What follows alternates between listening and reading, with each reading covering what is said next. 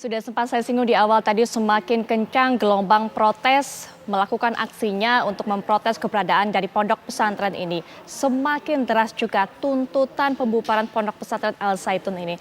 Presiden Joko Widodo sudah memberikan komentarnya, dan yang kita tahu bersama juga Mahfud MD sudah memberikan informasi bahwa ada 3 langkah yang akan dilakukan oleh pemerintah, yaitu kemudian sanksi pidana, sanksi administrasi, dan juga bagaimana upaya untuk menjaga lingkungan tetap kondusif di tengah polemik yang ada.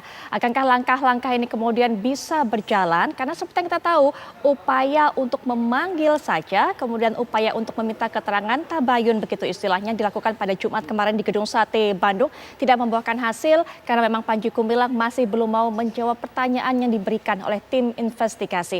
Kita akan gali lebih dalam lagi mengenai hal ini, terlebih juga hasil dari penyelidikan ataupun juga hasil dari penelitian kalau kita bisa bilang dilakukan oleh MUI pada tahun 2002 ini mengungkapkan bahwa adanya relasi antara NII dengan Pondok Pesantren Al Zaitun ini. Untuk bisa memberikan informasi lebih lanjut sudah hadir para narasumber di samping saya. Yang pertama adalah Mas Ken Setiawan, beliau merupakan dari NII Crisis Center. Assalamualaikum warahmatullahi wabarakatuh, Mas Ken. Waalaikumsalam warahmatullahi wabarakatuh. Baik, selain Mas Ken juga akan berbincang kepada kita yaitu Prof. Utang Ranuwijaya selaku Ketua Bidang Pengkajian dan Penelitian dari MUI. Assalamualaikum warahmatullahi wabarakatuh. Selamat malam, Prof. Waalaikumsalam warahmatullahi wabarakatuh. Baik, Mas Ken juga saya yakin sudah mengenal lebih dalam lagi mengenai pondok pesantren ini. Sejalan dengan apa yang dilakukan hasil dari penelitian MUI, temuan Mas Ken apa saja pada saat itu? Ya, kami memang bersama kawan-kawan di NII Crisis Center kan membuka hotline pengaduan. Laporan-laporan dari masyarakat, dari latar belakang yang berbeda, kita juga sampaikan juga ke MUI, ke Kemenak, ke kepolisian.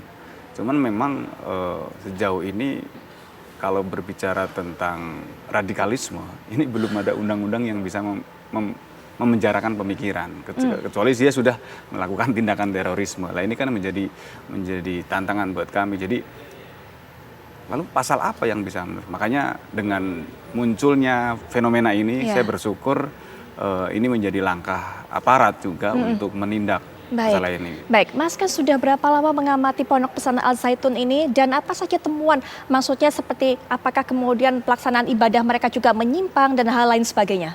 Ya sejak kami keluar, saya kan 2002-2003 ketika keluar kita sudah bersama kawan-kawan menerima laporan dan banyak sekali penyimpangan yang terjadi. Jadi bukan hanya sekarang. Jangan-jangan yang kita lihat hanya sebagian kecil saja, yang video mengenai sholat. Jangan-jangan apa saja Mas yang Mas dapatkan laporan dari masyarakat? Ya mereka merubah rukun Islam, menafsirkannya berbeda. Ini juga menurut kategori MUI sudah dianggap masuk kategori sesat. Misalnya syahadat diartikan bukan tiada Tuhan selain Allah, tapi tiada negara kecuali negara Islam. Barang siapa bernegara selain negara Islam maka dia kafir. Jadi ini tafsirnya sudah berbeda. Akhirnya takfiri, mudah mengkafirkan orang lain. Wa asyhadu anna Muhammad Rasulullah, dan Muhammad itu hanya dianggap sebagai seperti seorang lurah. Orang yang meninggal tapi jabatannya berlanjut. Jadi ada pengakuan nabi baru sama seperti Ahmad Musodik pada saat itu. Lalu sholat, ini bukan hanya seperti yang kemarin viral. Sholat itu belum diwajibkan. Karena menganggap negara ini belum tegak hukum Islam, ini masih jahiliyah. Jadi sholat belum diwajibkan, makanya sholat suka-suka mereka. Bahkan mereka katakan, mereka kan calon pemimpin negara. Jangan pakai sarung, sholatnya necis, pakai jas, pakai dasi, itu yang terjadi. Jadi menurut mereka sholat di negara Republik Indonesia itu seperti buah apel yang baru dipetik, bahkan masuk supermarket dibungkus aluminium foil. Tapi apel yang dibungkus aluminium foil jatuh ke tempat sampah, nilainya apel atau sampah. Jadi walaupun KTP Islam, rajin ibadah, berada di sebuah tempat negara yang katanya undang-undangnya melawan hukum Allah, itu kan Pancasila, togut, berhala. Jadi bukan umat Islam, tapi umat Pancasila. Jadi sholat bagi mereka itu belum wajib. Mereka akan melakukan sholat bila negara Islam sudah tegak di Indonesia. Baik, Mas Ken pernah menjadi bagian dari Al Zaitun. Apa kemudian yang membuat Mas Ken ini kemudian sadar bahwa ini salah, kemudian juga keluar dari sana? Belajar Islam itu kan tolok ukurnya rahmatan lil alamin, akhlak kita menjadi baik. Di sana semakin hari bukan semakin baik, semakin banyak kita ngerekrut, semakin banyak tanggung jawab yang kita lakukan. Contohnya apa Mas? Ya kita harus bertanggung jawab terhadap orang-orang kita rekrut, termasuk masalah infak. Kalau kita misalnya target, 1 bulan dapat target 100 juta, kita hanya dapat 50 juta.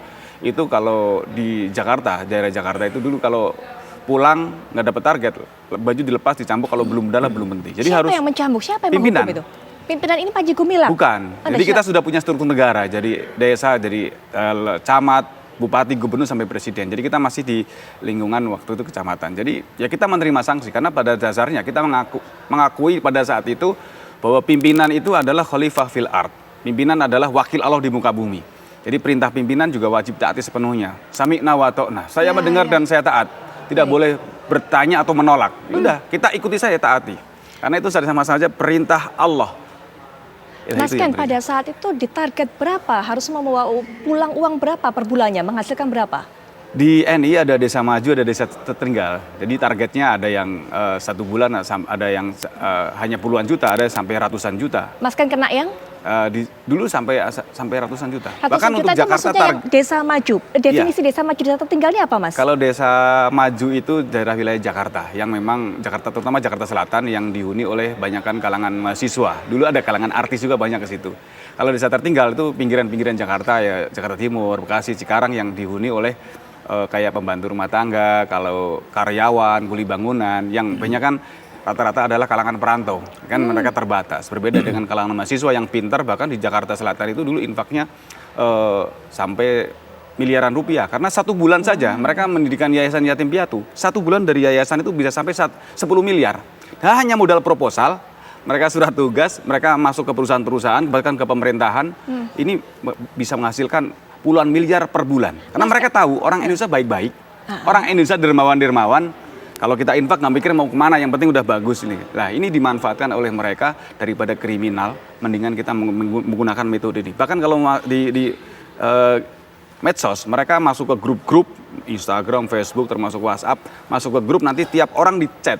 Kami dari yayasan ini, dari organisasi yang jelas, company profile, surat tugas, diserahkan ini loh, legalitas organisasi. Mau nyumbang berapa? Kalau belum jadi donatur per bulan. Oke. Panen mereka. Mas Ken tugasnya sama seperti itu, Ya. metodenya juga sama, Ya. mengajukan proposal, menemui calon-calon donatur seperti Dulu itu. seperti itu. Karena Baik. itu dianggap efektif. Sebelumnya kita menggunakan pola-pola kekerasan. Jadi kalau ada berita di TV dulu, pembantu baru kerja 1 hari ke Jakarta Majikan. Oke. Itu loh grup kita. Karena dianggap itu beresiko dengan keamanan, ya kita tinggalkan mode itu. Dulu kalau kita 1 hari pernah dapat 1 miliar itu. Jadi kita dengan modal 5 orang tim kita perempuan, itu kita belum udah besar, itu kita siapin KTP, ijazah, kakak palsu. Dulu kita buat di Jatinegara 1 hari, 1 jam selesai.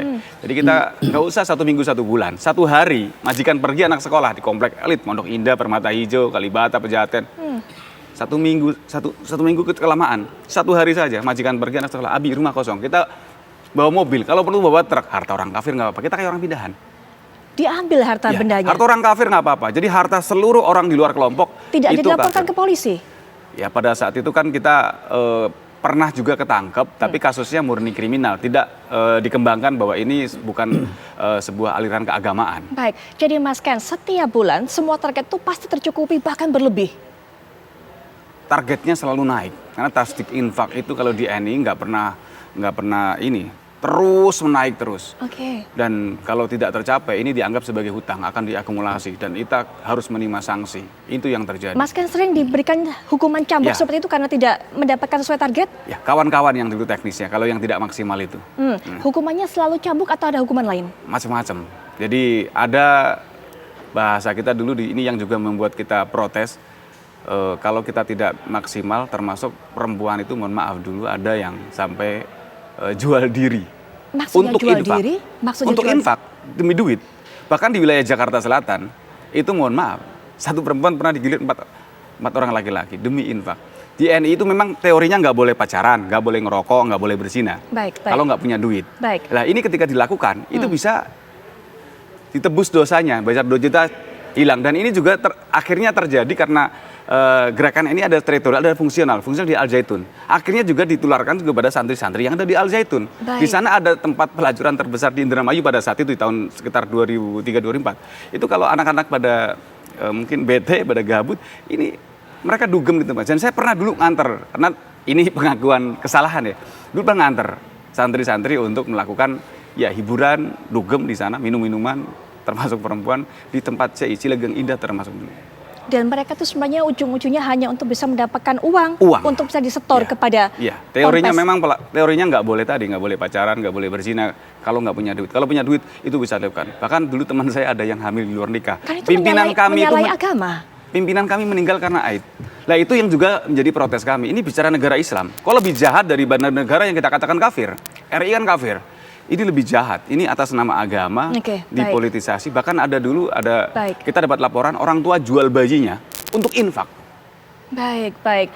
Prof, ini apa yang dikatakan oleh Mas Ken pada hari ini diungkapkan betul-betul membuat kita geleng-geleng kepala dan juga ini di luar nalar kita. Tapi apakah hal seperti ini juga ditemukan pada saat itu, pada saat MUI melakukan penyelidikan pada tahun 2002? Tahun 2002 tim kami yang turun ke lapangan pada garis besarnya memang menemukan penyimpangan dalam pemahaman keagamaan. Karena itu memang domainnya Majelis Ulama Indonesia. MUI itu tugasnya untuk menggali, meneliti aliran-aliran atau paham-paham yang terkait dengan pemahaman keagamaan. Jadi di luar itu bukan domainnya MUI. Jadi MUI tidak menyentuh persoalan-persoalan misalnya kriminal begitu. Ya, kemudian apalagi ya ini menyangkut moral seperti yang disampaikan Mas Ken tadi itu memang bukan wilayahnya MUI. Jadi MUI tidak masuk ke wilayah itu. MUI hanya meneliti soal pemahaman keagamaan yang pertama. Nah, kemudian kedua, kebetulan memang ada data yang terkait dengan bahwa Az-Zaitun terkait dengan NI KW 9. Itu yang ditemukan datanya oleh tim yang kebetulan memang NI KW 9 itu kan punya pemahaman yang menyimpang seperti tadi.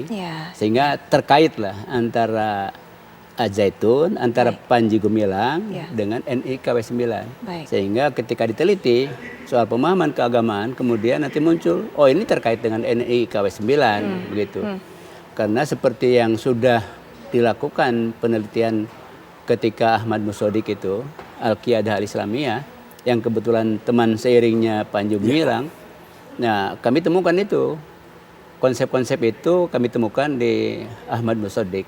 Bahwa sekarang ini periode Makkah, ya, dan karena periode Makkah maka belum berlaku syariat Islam, ya, dan itu juga saya pernah bertemu dengan salah seorang mantan bupati di Serang, dia mengatakan memang katanya bukan hanya Ahmad Musodik, tapi Panji Gumilang juga berpendapat begitu. Itu berdasarkan apa yang saya temukan pada 2002 itu. Pada saat itu. Baik, Prof. Mungkin kita sampai pada poin itu terlebih dahulu. Nanti saya juga akan mengetahui atau juga akan tanya kepada Prof. Sebenarnya sudah berapa kali MUI ini melakukan pemanggilan atau upaya setidaknya untuk bertabayun dengan Panji Gumilang. Karena yang terakhir kan pada hari Jumat lalu kabarnya Panji Gumilang juga tidak mau bertemu dengan MUI, tidak mau menjawab pertanyaannya. Tapi nanti saya juga ingin Mas Ken memberikan keterangan kepada kita semua. Sebenarnya seperti apa sosok Panji Gumilang ini? Karena hingga saat ini, hingga terakhir saja di depan media bertemu pada Jumat lalu masih begitu percaya dirinya dan juga melakukan dengan berbagai macam hal yang kontroversial. Sesaat lagi.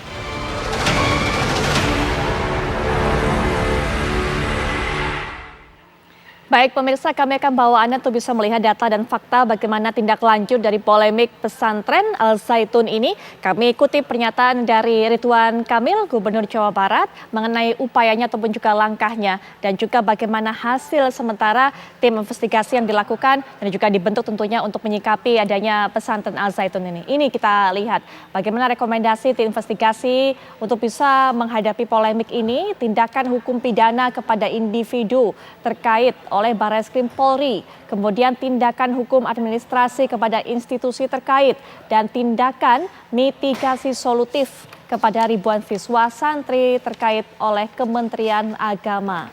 terkait dengan administrasi juga Mahfud MD mengungkapkan bahwa nanti Yayasan Pendidikan Islam juga akan terkena sanksi administratif ini. Kemudian juga ada satu tugas yang diamanatkan kepada tim ini, tim investigasi ini, bahwa Mahfud MD selaku Menko Polhukam juga meminta adanya tindakan preventif untuk bisa menjaga situasi tetap kondusif. Karena memang seperti yang sudah sempat saya sampaikan, gelombang protes terjadi di mana-mana, gelombang penolakan bahkan menyerukan untuk segera dibubarkan Pondok Pesantren Al Zaitun ini. Mas Ken, tadi menjadi salah satu pokok utama sorotan dari Prof. Utang ini adalah mengenai ajaran yang dilakukan. Ini masyarakat juga bertanya-tanya, bagaimana bisa kemudian Panji Gumilang ini sampai mengucapkan salam Yahudi seperti itu? Memang diajarkan di sana atau seperti apa? Zaman saya belum. Cuman zaman saya dulu sudah diajarkan tentang tadi bahwa kita hanya bisa melakukan ajaran agama yang masuk akal saja. Yang tidak masuk akal jangan dilakukan. Dulu termasuk ritual haji itu dari dulu sudah. Nggak perlu ke Mekah, ngapain jauh-jauh. Terus pada bangga meninggal di Mekah. Kita cukup datang ke Al Zaitun, uang Islam akan bangkit di Indonesia dan muncul dari Al Zaitun. Jadi memang pemahaman-pemahaman itu, dan ketika saya keluar ternyata ini benar. Seperti yang menjadi opini bahwa ternyata di samping NII, Panji Gumilang mengadopsi ajaran namanya Isa Bugis dan Lembaga Kerasulan itu. Yang juga diadopsi oleh Ahmad Musodik. Ini copy paste persis. Saudara-saudara satu guru satu ilmu. Bedanya Ahmad Musodik bicara tentang ketahanan pangan. Panji Gumilang bicara tentang pendidikan. Jadi covernya ketahanan pangan, walau dibongkar ternyata ya ada misi di belakangnya tadi. Baik. Mas kan pernah bertemu dengan Panji Gumilang? Kalau bertemu sudah, tapi kalau ngobrol enggak. Kan di event-event tertentu kita ketemu di umum saja. Kalau secara langsung ngobrol saya belum pernah. Karena apa? Karena hanya orang-orang tertentu saja yang mendekatinya? Kita kan masih di bawah dulu kan. Panji Gumilang kan levelnya presiden. Makanya Panji Gumilang juga paling hanya menyapa saja. Makanya kemarin ketika ada fenomena ramai ini, MUI, Kemenak, ini kan levelnya presiden, masa dipertemukan dengan MUI dan Kemenak? Menurut dia nggak level. Iya. Itu yang dirasakan oleh Panji Gumilang menurut Mas Ken. Panji Gumilang ini orang yang cerdas, tapi bahasa saya cerdasnya masuk kategori psikopat. Orang yang bisa menutupi kesalahannya, keburukannya dikubur dengan hal yang bagus. Satu orang bisa menipu jutaan orang. Menurut data anaknya Kartosuwiryo, Sarjono Kartosuwiryo, anggota TNI sudah di atas 2 juta orang. Seperti apa kecerdasan-kecerdasan lain yang katanya Mas Ken tadi, walaupun psikopat kalau Mas Ken bilang? Dia mampu mengorganisir orang segitu banyak dan mengelola Al Zaitun yang begitu besar. Kalau bukan orang cerdas, saya rasa akan susah.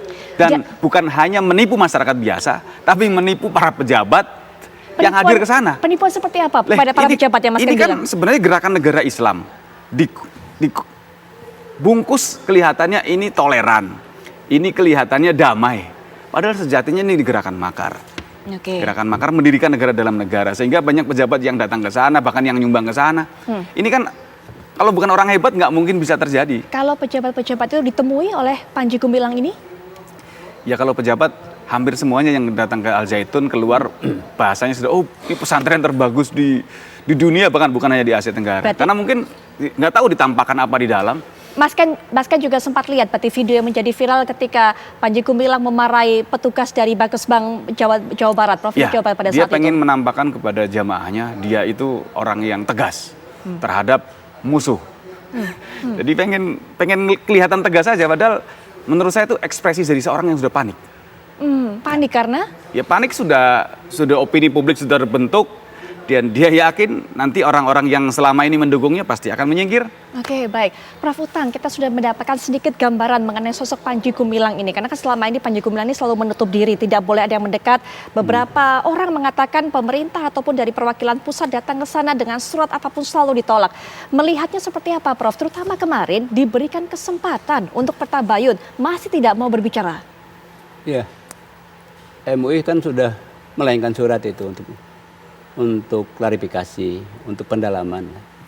Tapi kemudian ditolak resmi dengan surat resmi dari Panji Gumilang.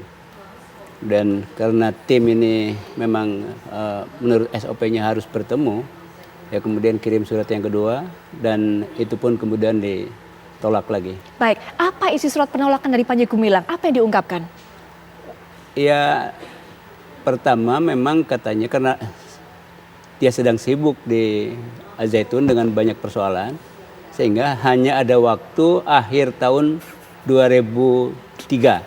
2003. Ya. 2003, pada saat itu? Akhir tahun 2003. Berarti pada tahun pas saat penyelidikan ini ya? Pada saat kirim surat yang pertama itu. Oke, baik. Nah kemudian menurut teman-teman, itu pun nggak mungkin.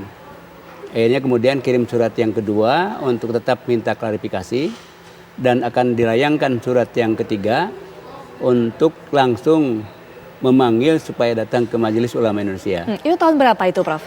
Enggak, tahun ini. Oh, 2023. Tahun ini, 2023 ini iya, maksudnya? Betul, betul.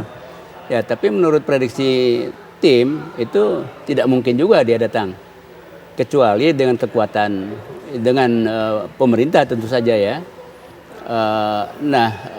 Karena itu tidak mungkin, maka kemudian teman-teman sudah menyiapkan juga alternatif penyelesaiannya. Seperti apa alternatifnya? Ya, pertama memang data-data yang sudah terkumpul itu setelah diverifikasi dan divalidasi, kemudian dianalisis secara mendalam, kemudian ada cek receknya, kemudian juga kita mengumpulkan data dari para mantan ya, yang memang secara sukarela menyampaikan informasi kepada tim.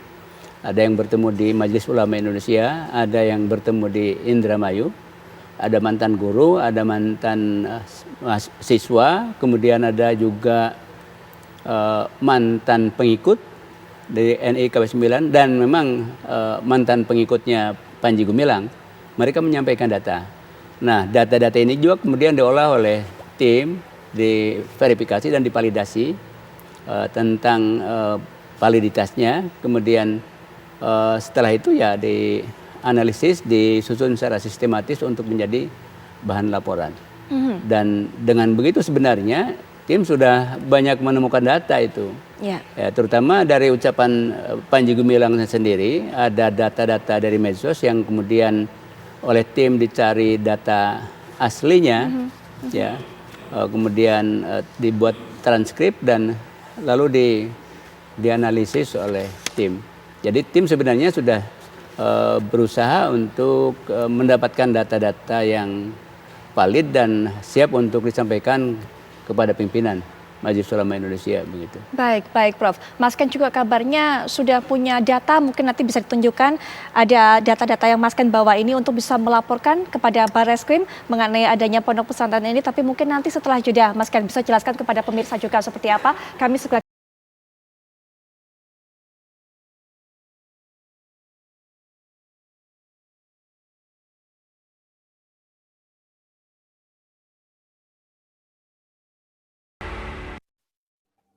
lihat juga di layar kaca sudah kami tayangkan bagaimana pernyataan dari Prof. Mahfud MD selaku Menko Polhukam.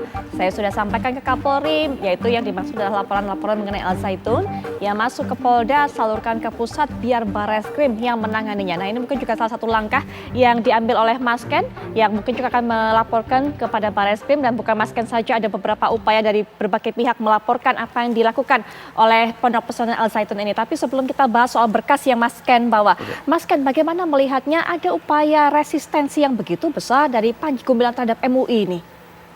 Ya, hanya masalah level, tidak selevel, tidak setara, atau ada hal lainnya sebenarnya kalau menurut Mas Ken? Ya, tahun 2002 kan yang mengadakan penelitian MUI. Dan sebenarnya dulu kami berharap ada fatwa. Tapi itu juga membuat Panji Gumilang panik pada saat itu. Karena yang hasilnya sudah jelas ada hubungan antara NI dan Al Zaitun. Dan itu disangkal sama Panji Gumilang. Disangkal bahwa MUI nggak pernah kok datang ke Al Zaitun, penelitian itu bahasanya bodong lah gitu kan. Itu disangkal semua, dan itu pola takiyahnya, dia menyembunyikan jati dirinya tuh kelihatan banget. Jadi seolah-olah ya ini hanya akal-akalan MUI gitu kan, sehingga hasil penelitiannya waktu itu pun tidak dipublish gitu kan. Walaupun setelah penelitian kita saat itu tahu ada politik besar pada saat itu. Ada penggelembungan suara juga di Al Zaitun ke salah satu politik.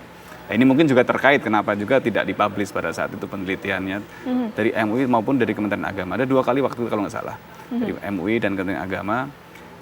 Cuman ya alhamdulillah hari ini semua kebuka ya, dengan adanya berita yang meluas. Masyarakat melihat. Dulu kita sampaikan fakta-fakta yang ada, kita dibilang orang gila, ya, kamu orang iri ya, kamu sakit hati ya. Yang mengatakan itu siapa? Ya orang-orang masyarakat, nggak mungkin lah pesantren begitu gitu kan. Baik. Sekarang yang Mas Ken sampaikan 20 tahun yang lalu ternyata benar gitu. Sekarang terjadi. Yeah. Tapi kami melihat bahwa ya ini kan bagi kami bukan pekerjaan, ini kehidupan kami. Kami bisa keluar, bisa terima masyarakat, ini udah bersyukur. Banyak kawan-kawan saya yang keluar mohon maaf, ada yang stres, depresi, bahkan yang gila itu banyak. Baik, Karena tidak bisa kembali kepada masyarakat. Ada juga yang masyarakat melihat, ini orang sudah radikal loh, mau balik nggak diterima. Ada kawan saya yang diusir dari rumah. Padahal ini belum jadi teroris loh, hanya radikal ngerekrut orang-orang di sekitarnya. Diusir dari rumah. Nah, ini juga menjadi persoalan. Makanya ya yang kami lakukan bagaimana kami juga mengedukasi masyarakat. Ini memang virus, bisa menimpa siapa saja, tidak pandang sisi usia, pendidikan, dan profesi. Namun kalau orang sudah merasa bersalah, dia pengen kembali kepada masyarakat, ya jangan ditolak. Bagaimana mereka supaya bisa kembali, supaya bisa membaur kepada masyarakat. Itulah kenapa Mas Ken juga melakukan pembinaan dengan membuka NII Crisis Center. Betul. Tapi Mas Ken, kita lanjutkan kembali. Berkas yang Mas Ken bawa ini apa? Dan rencananya kabarnya akan melaporkan dari Panji Gumilang atau Pondok Pesantren ini? Ya, bukti-bukti sudah kita siapkan. Ini rilis saja sama surat kuasa tadi barusan saya ambil. Jadi tujuan kami melaporkan sebenarnya bukan hanya untuk menghentikan langkah Panji Gumilang, tapi kita mendukung dan mendorong pemerintah untuk menegakkan keadilan. Ini ada yang salah, jangan sampai ini ada terjadi pembiaran. Bahkan kalau terus dibiarkan nanti ada chaos. Nah, ini juga akan dimanfaatkan juga oleh kelompok-kelompok radikal, bahkan yang sudah mengarah kepada terorisme. Mereka nunggu momen itu. Apalagi di 2024, ini mohon maaf, kelompok radikal, apalagi kelompok NI sekarang sudah gabung dengan Khilafah, merasa tepat 1 abad setelah mereka runtuh 1924 Turki Utsmani, dan mereka yakin akan bangkit di Indonesia 2024, tepat dengan pesta demokrasi di negara kita. Baik, tindakan apa dari Ponpes ini yang Mas akan laporkan? Ini jelas sudah masuk ke penodaan agama. Karena kemarin yang kita lihat hanya makan sama membaca bismillah, itu sudah masuk pasal. Nah, ini yang sudah ngaco sedemikian rupa. Mekah, yang ibadah di sana nggak perlu katanya, cukup Indramayu. Terus ya, banyak ibadah-ibadah seperti mazhab-mazhab, termasuk sholat belum diwajibkan. Ini juga merupakan ajaran-ajaran yang aneh. Kalau mereka bicara tentang kurikulum Kemenak, apakah Kemenak juga pernah mengajarkan sholat seperti Al-Zaitun, ibadah haji di Al-Zaitun? Ya, ini juga kita sampaikan. Ini sudah penyimpangan, dan di samping itu juga kegaduhan. Ini seperti halnya dulu kita dengar Khilafatul Muslimin yang hanya konvoi khilafah. Ini kena pasal kegaduhan. Dan menurut saya ini sudah sangat-sangat lebih daripada Khilafatul Muslimin, sehingga tidak ada alasan untuk aparat untuk menindak. Karena kita juga berharap ya ini sudah lengkap lah, dan kita berharap negara memberikan rasa adil, memberikan kehadiran kepada masyarakat supaya konflik ini, permasalahan ini segera selesai. Baik, melaporkan 2 hal itu, penodaan terhadap agama Islam dan juga membuat kegaduhan. Baik Prof, mungkin terakhir penutup dari perbincangan ini. Prof sudah menjelaskan kalau memang Panji Gumilang tidak mau kembali memenuhi panggilan dari MUI, apa yang sudah atau langkah disiapkan sudah dijelaskan tadi. Tapi berikutnya Prof, adakah kemudian upaya untuk bisa membawa ini semua ke jalur hukum? MUI tidak punya kewenangan untuk membawa ke jalur itu. Karena seperti yang sering saya sampaikan di media, bahwa kewenangan MUI itu dalam soal pemahaman keagamaan. Jadi MUI itu posisinya sebagai himayatul ummah, menjaga umat, dan yang dijaga itu terutama masalah akidahnya. Ya. Akan mengeluarkan fatwa mungkin terkait hal ini? Ya, MUI hanya maksimal mengeluarkan fatwa. Kemudian di samping mengeluarkan fatwa, tentu saja kalau ada temuan-temuan lain di lapangan yang kebetulan memang sampai ke tangan tim, paling direkomendasikan ke pihak-pihak terkait, disampaikan kepada pihak-pihak terkait. Itu yang bisa disampaikan oleh Majelis Ulama Indonesia. Tapi memang nyatanya semua pihak sedang menunggu fatwa Majelis Ulama Indonesia. Betul, menunggu itu. Nah, ini butuh proses apa lagi yang harus dilakukan, Prof, sampai kemudian fatwa itu keluar? Iya, sampai meyakinkan betul ada poin-poin yang terkait dengan persoalan kriteria yang 10. Ini yang sedang diolah oleh tim. Ya, mana yang terkait dengan kriteria yang pertama, kedua, ketiga, dan seterusnya sampai kriteria 10. Baik. Nah, tapi dalam penentuan fatwa, jika ada satu saja yang tersangkut kriteria yang 10 itu sudah bisa dikeluarkan fatwanya itu. Baik. Jadi kita akan terus menanti ya Prof ya, karena saat ini juga masih terus digodok mengenai hal itu, masih dianalisa. Ya, tim sedang bekerja ya luar biasa untuk meyakinkan bahwa pasal-pasal yang terkait dengan kriteria 10 itu ada pada Panji Gumilang. Baik, Iya. ya. Prof, terima kasih sudah hadir, meluangkan waktunya dan juga memberikan penjelasan kepada masyarakat. Mas Ken, terima kasih sudah berbagi Sama-sama. cerita. Ini juga menjadi pelajaran dari masyarakat. Masyarakat juga menjadi lebih tahu, oh bahwa seperti itulah sebenarnya yang terjadi di Ponpes Al Zaitun, karena memang Mas Ken mengalaminya sendiri. Terima kasih sekali lagi Mas Ken dan juga Prof Utang. Dan pemirsa, setelah jeda kami bawa Anda untuk bisa melihat bagaimana ibadah ataupun juga puncak ibadah haji setelah yang berikut ini.